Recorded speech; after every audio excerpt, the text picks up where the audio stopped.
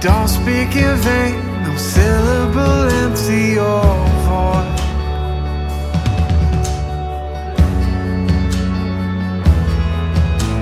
For once you have spoken, all nature and science follow the sound of your voice. When as you speak,